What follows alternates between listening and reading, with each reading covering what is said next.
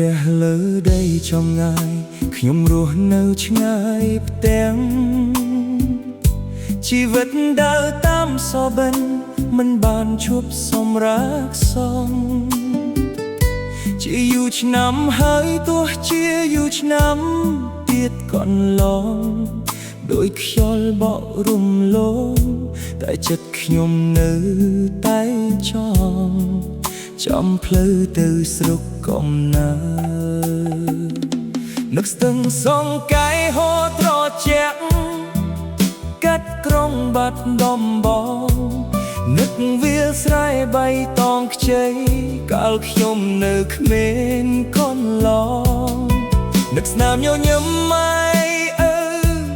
នៅមាត់ទ្វារចាំផ្លូវនឹកគ្រប់យ៉ាងក្នុងជីវិតដែលធ្លាប់កក់ក្តៅពេលយប់ស្ងាត់ម្នាក់ឯងខ្ញុំមើលផ្កាយលើមេឃសួរខ្យល់ថាតើថ្ងៃណាខ្ញុំបានវិលត្រឡប់អូបាត់ដំបងដួងជីវិតខ្ញុំក្រុងដែលកលក្តីស្រមៃនឹងស្នាមញញឹម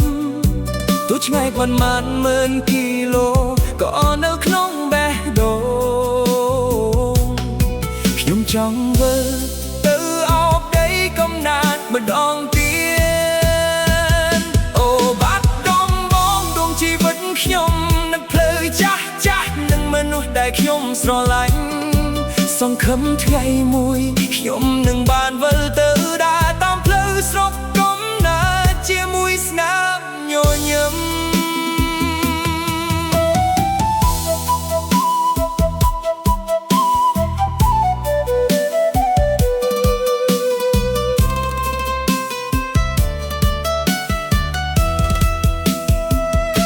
រូបភាពបាតិកាលនៅតែដកក្នុងចិត្តសំឡេងក្មេងលេងតាមភូមិមិនដែលលួចសាប់បាត់ក្លិនមកម៉ែធ្វើឲ្យញ៉ាំនៅតែឈ្ងុយហើយចងចាំធ្វើឲ្យចិត្តដែលនឿយហត់មានកម្លាំងបន្តាន់បើថ្ងៃស្អែកបានវិលទៅ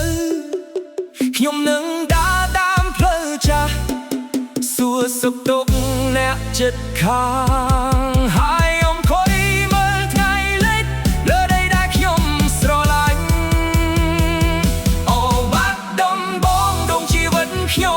មិនថាខ្ញុំទៅឆ្ងាយដល់ទីណាពេលរងមួយនេះនៅតែរងចាំអ្នកជារិទ្ធរងចាំថ្ងៃបានត្រឡប់ទៅអូបាត់ដំបងដួងជីវិតខ្ញុំផ្ទះដែលខ្ញុំនឹករាល់ពេលនាទីសូមរងចាំខ្ញុំបន្តិចថ្ងៃណាមួយខ្ញុំនឹងវ